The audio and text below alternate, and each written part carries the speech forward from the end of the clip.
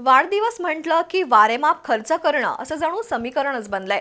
मात्र या परंपरेला उद्योजिका पूनम मोरे तोडकर यांनी छेद दिलाय। त्यांनी आपला वाढदिवस मातोश्री आश्रमातील अनाथ वृद्ध ज्येष्ठ नागरिकांसोबत आणि अंधशाळेतील विद्यार्थ्यांसमवेत साजरा केला। वारेमाप खर्च करून वाढदिवस साजरा करण्याची प्रथा समाजात फोफावत चालली आहे। भव्य स्टेज, डॉल्बीचा दणदणाट, फटाक्यांची आतषबाजी असं चित्र सर्वत्र पाहायला मिळतंय।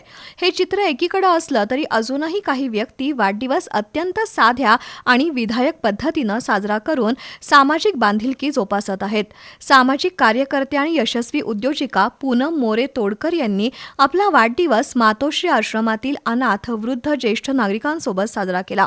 ज्येष्ठ नागरिकांना लागणारं साहित्य, अन्नधान्य आणि जीवनावश्यक वस्तू त्यांनी अनाथाश्रमासाठी दिल्या।